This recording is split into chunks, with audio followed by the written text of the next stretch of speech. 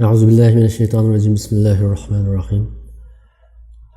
Aval barlık hamdu sana bizni yaratkan, barlık nimetlerini kemaletki yetkizip vergen ulug' Allah subhanahu ve ta'ala olsun. Andın bizden yetekçimiz, yolbaşçımız Muhammed sallallahu aleyhi ve sellemge, aile tavbatlarına, sahabelerge ve kıyamet şulanın yoluğa geçken müminlerge Allah'ın salamını yollayımız. Bugün sözleydiğimiz aldığımız derslerimizden devamı. Biz deslepte qarindoshlikning islomdagi o'rni, andan keyin bizni haqiqiy qarindosh bo'lishdan to'sayotgan har xil omillarga to'xtalgan. Oldingi qatimda biz o'zimizdagi xulqiy omillarni so'zlagan. Shunlashqa bugun bizning so'zlaydiganimiz oldingi qatim deganimizga o'xshash ba'zi bizning kallamizdagi sabablar. Ya'ni bizning idimizdeki bazı meselelerini qanday qilib umumiy bir İslam ümmetini tabi konkret etgan vaqtda şu Uyg'urlarni bir yerga kelishga, o'rtaq bir g'oya nishon uchun o'rtaq kurash qilishdan to'sayotgan ba'zi masalalarni tilga olmoqchi. Hammamizga bu ixtilof qilishmaslik, inoq o'tili, ittifoqlashili degan gaplar hech qaysi yangi gap emas. Bu Uygurlar için mi yeni gap emas? Zaten 100 yıl burun mesela bizden Abdülkadir Damolla şunu deptiken, bir milletin har zebun buluşunun sebebi nime dese, nadallık ve tebrikçilik dep iki noktaya yığınçaqlagan. Onun keyin mi davamlılık, inaqlıq, ittifaqlıq hakkında nurgun gaplar bulundu, eserler yazıldı, makalle yazıldı. Bunu okuttuk hatta. Halbuki reallıkta, ameliyatda adam razı boğudak bir inak, ittifak, bir birliksep yoki bir holat şekillengeni. Ama şunu da adamı ben bazı noktalardan bu mesele hakkındaki bazı göz qarashlarımni özüm yenide anlayan bazı derslerge birleştirip durup ve ondan algan ilhamla asasında sizlerle ortaklaşa dirişim. Menimce birinci mühim nokta ixtilofni, o'xshamaslikning bir muqarrar hodisa ekanligini eng avval qabul qilib o'tish lozim. Agar bizning tushunchimizda faqat ixtilof bo'lmagan vaqtda andan keyin inoqlik, ittifoqlik amalga oshdi deydigan bir romantik bir g'oyaning ishiga kirib qolgan bo'lsak, bu to'g'ri emas demakchi. Chunki ixtilof, ya'ni har xillik bu dunyoning tabiati eng avval. Peygamber Aleyhisselam'ın hadisi deyilgen bir söz var ama bazıları bu hadis emas sahabelerinin sözü deydi. Yani ümmetimnin ihtilafları, yani ümmetimnin her xilliqi ameliyatda. Allah'ın rahmetidir deyilgan bir söz var. Bu söz hadis bo'lmagan taqdirda agar sahabelerinin sözü yoki tabiinlarning sözü bo'lsa, hakikaten cho'nqur ma'noda aytilgan gap deb o'ylayman. Balkim shu vaqtdami sahabeler ve tabiinlar arasida ba'zi bir o'xshamagan qarashli ko'rilgan bo'lsa, bu o'xshamagan qarashlarni birisi bilan dushmanlashadiganning sababi qilmasdan, balki birisining bo'shliqini to'liqlaydigan bir omil sifatida qaragan bo'lsa, shu tufayli shu so'z deyilgan bo'lg'imdi deb o'yladim men. Nima uchun biz bu ixtilofni bir muqarrarlik deb tushunsak yaxshi bo'ldi degan vaqtda, biz bunda qaragan vaqtimizda aramizdagi nurg'un ba'zi farqlarning bizni birimizga dushman qilib qo'ydigan sabab emas, balki birimizni to'liqlaydigan bir afzallik sifatida qaraya olgan bo'lamiz. Yoki shunday bir qarashga yaqinlashgan bo'lamiz. Agar biz oramizdagi har bir o'xshamaslikni, har bir farqni o'zaro dushmanlashishning, inoqsizlashishning yoki yiroq turishning bir sababiga aylantirgan vaqtimizda biz mangu en avval ixtilof yo'qolsa andan keyin ittifoqlasha olaydik deydigan, ming yilning yaqin musulmonlar amalga oshirolmagan bir yo'lga kirib qolgan bo'lamiz. Zaten Peygamber Aleyhisselam davrida sahabeler Peygamberimizning ba'zi hadislarini tushunishda, Qur'ondagi oyatlarni tushunishda o'xshamagan ko'z qarashlarda bo'lgan. Mesela buningdagi eng ko'rinarli misollarning biri Ahzob urushidan keyin sahabelarni Peygamber Aleyhisselam asiylik qilgan Bani Qurayza, yani Yahudilarning qabilasini jazolash uchun darhol shu yerga minishga buyurgan. Buyurgan vaqtda bir askar yetishmagan. sizlar asr namozini shu yerga berib bo'lgandan keyin ondan o'qinglar. Yana u yerga bormay turib asr namozini o'qimanglar degan. Shuning bilan sahobalar yo'lga chiqqan va bu asr namoz vaqti yo'lda bo'lib qolgan. Shuning bilan sahobalarning bir qismi Payg'ambar alayhisolamning bunda deyishdiki maqsadi bizni baldurroq beringlar deb dedi. Shu biz to'xtab namozni o'qib olay, namozni vaqti o'tib ketadi deb namoz o'qigan. Yana bir qismi Payg'ambar alayhisolam mishaga kelmay turib o'qimanglar degan. Shu biz shu yerga berib o'qiymiz deb bir qismi berib o'qigan. Shundan Payg'ambar alayhisolam ko'rishgandan keyin bu ixtilofli masalani Rasulullohning oldiga kelgan sahobalar. Shundan Payg'ambar alayhisolam qanday qilgan? Her ikkilisini tanqidlamagan. Her ikkilisi sukut bilan to'g'ri deb qabul qilgan. Yani bu yerda ba'zilar Payg'ambar alayhisolamning so'zining maqsadini tutib amal qilgan bo'lsa, ba'zilar uning so'zining zohirini tutib amal qilgan. Yani bu eqim yoki bu xil ish ta sahobalar davrida boshlangan. Masalan, Abdullah ibn Abbas bilan Hazrat Aishaning Payg'ambar alayhisolam Mi'rajga chiqqan vaqtda Allohni ko'rgan yoki ko'rmaganligi haqidagi qarashimi ikki xil. Yani sahobalarga o'xshash bir masala haqida o'xshagan ko'z qarashlarda bo'lgan. Ammo bu o'xshagan ko'z qarashlarda bo'lash ularni bir sapda birga turishdan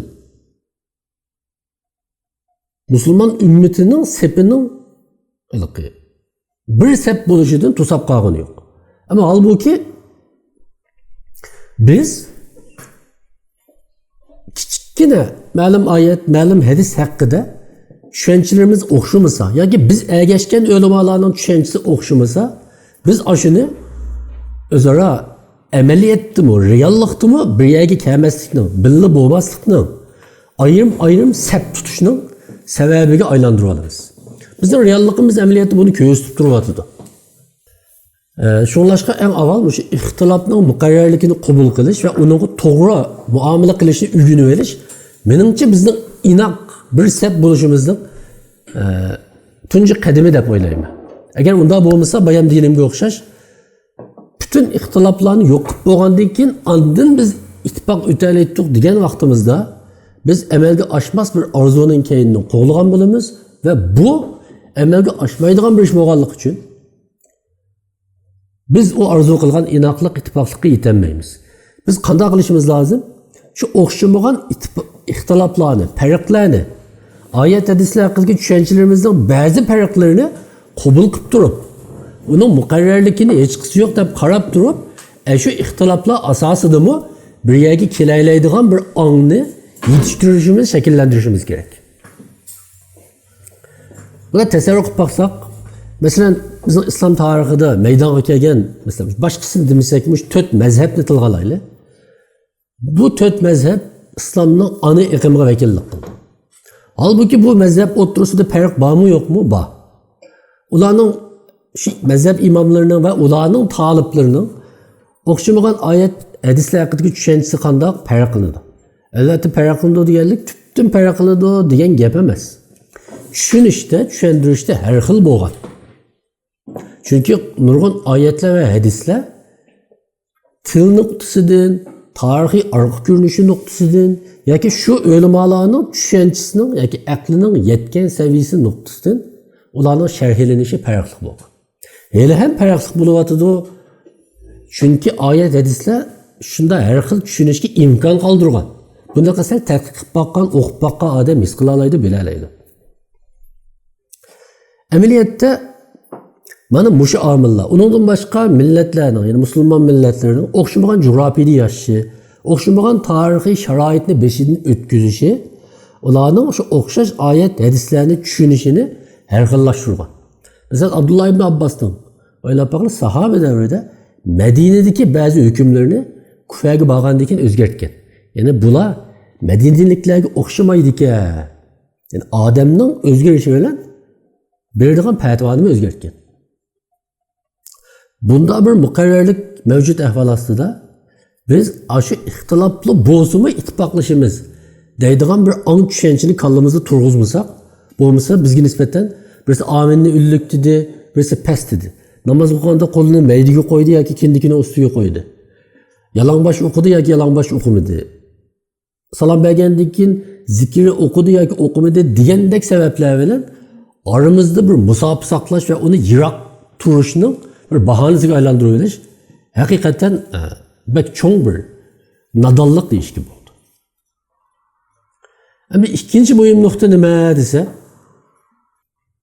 bizning dinimiz, yani umumiy islom dini barliq iqim va mazhabdan ustun. Ba'zi vaqtda biz ma'lum iqim, ma'lum mazhabga shunchalar berilib ketamizki, uni to'g'ri ko'rmagan yoki uning ichida bo'lmaganlar bizga nisbatan bizdan emas bo'lishga yetarli. Bizdan emas bo'lgan vaqtda xuddi o islomdan emasga o'xshash muomala qilamiz. Mesela biz bunu Türkiye cemiyetini mi koyduk? Bazı tarikatlarga tabi kişiler bular bizden deb koydu. Bu yerdeki biz okumu nima? Ameliyatda onun özü tutulmagan bir tarikatı. Ama İslam hiç qanday bir insanın, hiç qanday bir alimning ma'lum mazhab tariqat nomida taraytib oladigan narsa emas. Taraytib oladigan narsa emas. İslamning ichida bo'lsa bizdan bo'lishga yetarli bo'lish kerak asli. Ammo o biz ergashgan bir o'limaning yoki bir shayxning yoki ma'lum bir iqimning bo'lmaganligi uchunla ularni bizdan emas deb qarashimiz bizning nazar doiramizning torligi, hatto qo'rqimizning torligidan boshqa narsa emas. Amaliyotda biz Uyg'urlar buni sodir qildik. Masalan, bizga nisbatan ma'lum bir iqim, ma'lum bir tushunchaning ko'z qarashi bilan xo'sh yiqib ketgan bo'lsa, yana bir do'stimiz u iqim tushunchaligiga nisbatan biroz tanqidiy pozitsiyada bo'lsa yoki ularning dalillariga o'zining ba'zi ko'z qarashlari bilan qo'shilmagan bo'lsa, bizga nisbatan u bizdan emas bo'lishga yetarli. Yana bu echinishlik nima desa, biz o'xshash bir qiblaga qarab namoz o'qiydigan turlik, o'xshash Qur'onni Allohning kitobi deydigan turlik, Payg'ambar alayhisolamni Allohning elchisi deydigan turlik. Bizning islomning 5 asosi, 6 imonimiz haqida hech qanday farq yo'q turlik.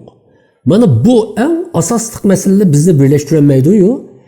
Ammo nayt ikkilamchi va uchlamchi masalalar, shuningdagi ba'zi o'xshamasliklar bizni ayirib etishga yetarli. Bunda deyli, bizde 90 o'xshashligimiz bir yerga eklenmaydi. Ammo 10 tane yoki 5 tane farqimiz bizni ayrim qilib o'tadi.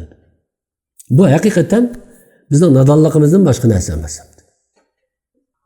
Asli biz bu tema biroz texmi cho'nqur tema. Har bir modda ustida nurg'un oyat hadisni naql etib turib, o'limalarning qarashlarini so'zlab turib desak, texmi yaxshitdi.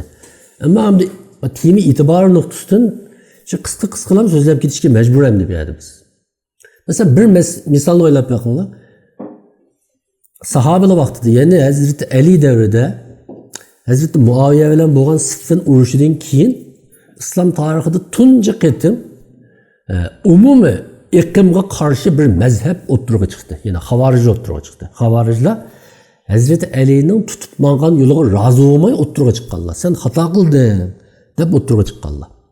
Shuning bilan bular o'tirg'i chiqqandan keyin Hazreti Ali derhal ularga qarshi urush ochdimi? Urush ochmadi. Ularni kafir deb e'lon qildimi? E'lon qilmadi. Ularni bizdan emas, bu islomdan emas dedimi? Unda demadi. Dastlabda ularga Abdullah ibn Abbasni evetdi. Sen ular bilan munozirlashib, ularni qoyil qilgin dedi.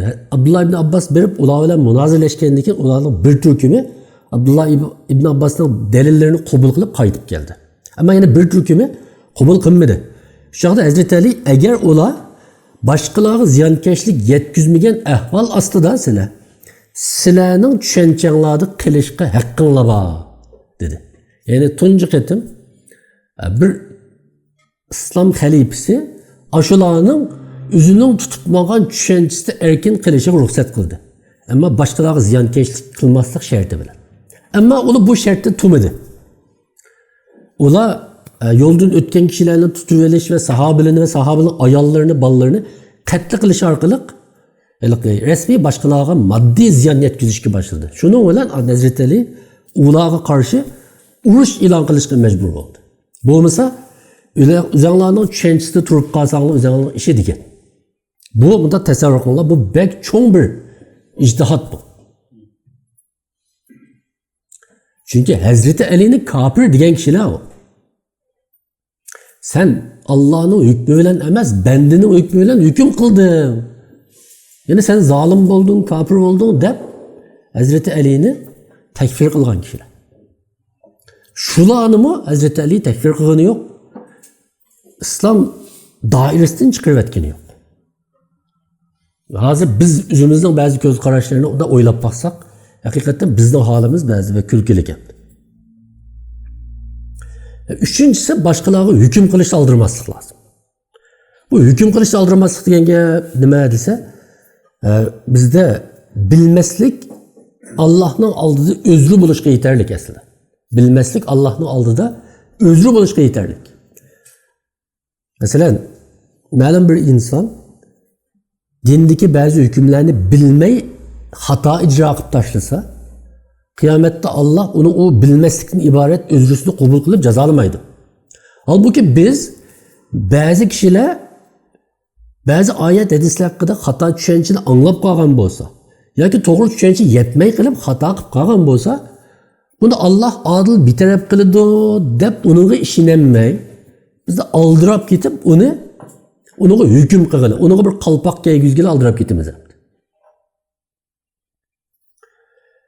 Peygamber Aleyhisselam'ın bir hadisi var ki, ben bu tuncu qatim o'qib buna hayron qoldim.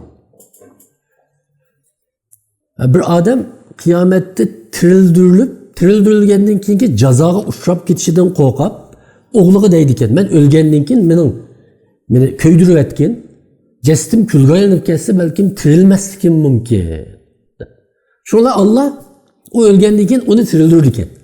Tirildirib, undan so'raydi ekan, sen nima ish bunday qilasan degandan keyin bu odam deydi ekanki, men sendan qo'rqib ketib, jazoga uchrab ketmay deb. Shuni bilan shu külga aylanib ketsem tirilmay qolamanmiki deb shunday qildi degandan keyin Allah uning qilig'i o'zining qo'rqqanligidan iborat niyati uchun, garchi uning qilgan qiliqi xato bo'lsa-mu, uning gunohlarini mag'firat qilgan deydi. Demak, uning qilgani asli xato shundaymi?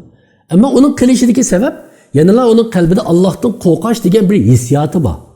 Allah o'sha hissiyotini nazarda tutgan yerda biz hozir nurg'un kishilarning son-sanoqsiz özrlerini nazarda tutamaymiz.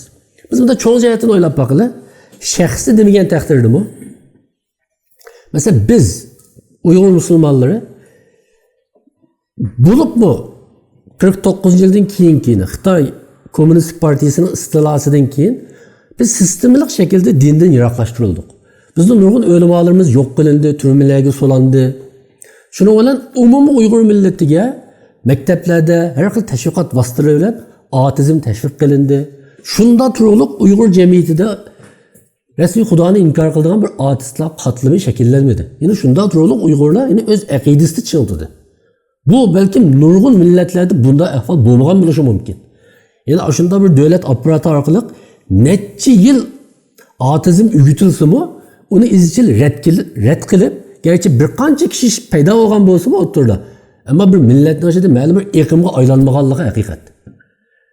Anladın ki medeniyet inqilabı deyimiz, onun aldı keyinde deyimiz, Uygurlar özünün ölümaları tarafidan İslam bilen tuluq uçraştırılmadı.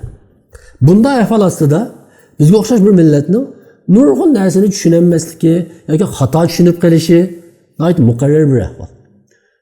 Belki biz o'ylashimiz kerak.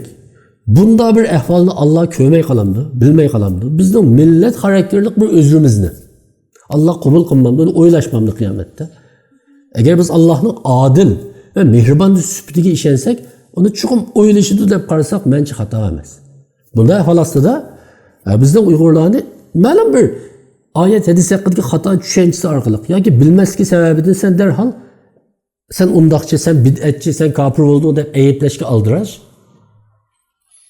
Bizden binatçında bunda hakkımız yok. Hiçbir zaman bunda hakkımız yok. Ameliyatda mana mushu tushunchalar ameliyatda birimizni yiroqlashtiryapti. Endi gapimizni xulosalasak, biz boshqa narsani o'ylamasak, biz atrofimizga bir qarab boqaylik.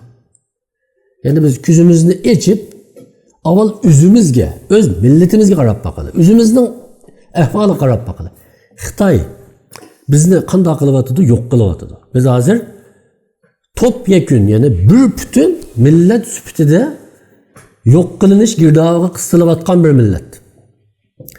Xitoy bizni hozir yo'q qilayotgan vaqtda bizni ma'lum musulmonken, ma'lum ichidagi palonilar sufi ekan, palonilar vahobiy ekan, palonilar takfirchilar ekan deb ayirib yo'q qilayotganda undaq emas. Hatto palonilar mana bu namoz o'qimaydiganlar odamlar ekan, ular qason devatamda undaq emas. Bizni bir butun millat sifatida yo'q qilib o'tyapti. Bunda bir ahvol ostida bir aql egisi millatga nisbatan nima ish qilishi vojib bo'ldi? Uni qanday qilsa qilib, orasidagi ixtilof haqancha cho'ng bo'lsa-mu, tarixda birisi-birisining nihoyatda ko'ngliga azor berishgan taqdirdami, buni ustaldan supurib tashlab, hech bo'lmasa oldidagi krizisdan qutulish uchun bo'lsa aqlini oldiga elib, qo'l tutishga, Xitoyga qarshi bir saf bo'lishga ehtiyojli. Bir saf bo'lishga ehtiyojli. Bu bizning o'zimizning millati duch kelgan bir ahvol. Halbuki biz, ben dedim-ku, uşak cemaat bulup alımız. Bulup ete alımız hatta. Birisimiz bayağı birisimiz bağmayvatımız. Hatta bazılarımız ballarımızı, bazılarımızın yerleri beğenmeyevatımız. Şunu da oynayan vakitte adam hakikaten külüşlü ya yığılaş okumaya kaldı. Halimiz, muşundan mağazı, kayaya baramız, neye gidemiz de. Millet süpütü birlik gelişemez. 10-15'imiz üzümüzün göz kararlarının huzurlanışıp, üzümüzni bizlam cennetin açıkçını kulağa ele algan, başka bir türlü ezip tezip ketken adamlarga o'xshash muomala qilishib, ko'nglimizni xo'sh qilib yashayapmiz. Bu jihatlarga psikologiyada bir hukm bor. Buni agar Uyg'urchaga tarjima qilsak, nima bo'lishi mumkin? Ya'ni uşak farqlar etkisi deyli. Bu qanday gap desa, o'xshash bir jamoat ichida, yani cho'ng jihatdan o'xshash bir guruh ichidagi adamlardaki tashqi kishilarga nisbatan nihoyatda kichik deb qaralgan farqlar shu jamoat ichida dushmanlashishni keltirib chiqaradigan darajada yug'untib etilish ehtimolligi borligini o'tirib qo'ydi. Bu qanday gap? Misol bilan so'zlasak deyli. Haydi beşimizde o'tgan bir narsa deyli. Biz ayni vaqtda namoz boshlagan vaqtda biz masjidga kirib yalangbosh namoz o'qisak, masjiddagi yalangbosh namoz o'qishni xato deb qaraydigan cho'nglar bizga o kadar uyuchki hamdi. Mesela namoz o'qisak kelib, do'ppini kallamizni qattiq kiygizib qo'ydi yoki o'qib bo'lgandan keyin bizga qattiq gap qildi. Halbuki biz ularga, ya'ni ayet yalangbosh bo'lsa namoz o'qiyotganlar, sirtda namoz o'qimayotgan yoshlar qaraganda jiq yaqin. Ama ularning namoz o'qimaydigan bolalarga tutgan nafratidan masjidga kirgan yoshlarga bo'lgan nafrati texnik kuchli. Yani arada o kadar yakınlık var ki, ama bir iki uşak fark özara birisi nispeten naiti bu çonkur öşmellik kılalığı rolü var. Bu insan tabiatında mevcut bir narsa deb qaraladi. Evet, o'xshash gap. Mesela bazı teşkilatlarga nispeten deyli, üzden ayrılıp çıkan yeni bir teşkilat Xitoydan mı bekrak düşman.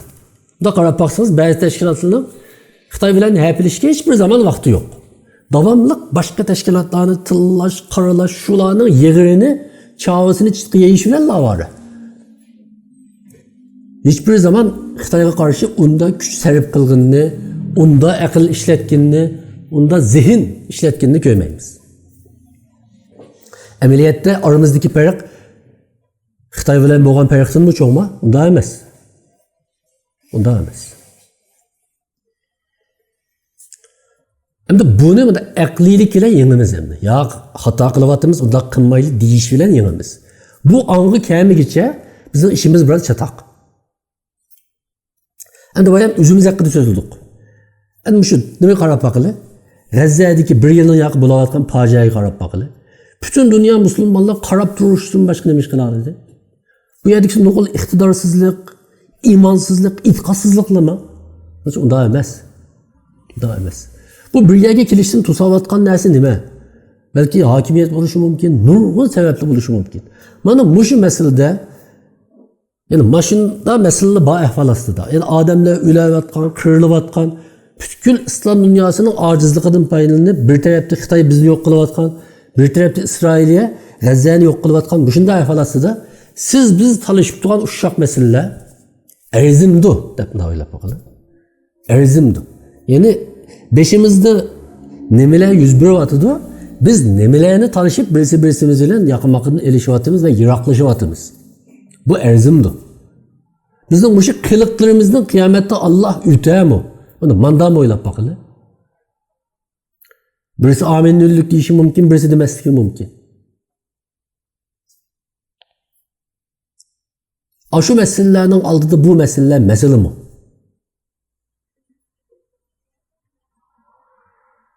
Ahırda sözümünü şu narsa bilen ahırlaştırayım. Bani İsrail'in hikayesini hemmimiz bilimiz. Musa Aleyhisselam Turk'taki ketken vakitte Harun Aleyhisselam Bani İsrail'in arasında kaldı. Şunu olan Samiri fırsattan faydalanıp muzayını payda kıpla muzayını ilah qilib tikleyip bir kısmı muzayga konuşmaya başladı.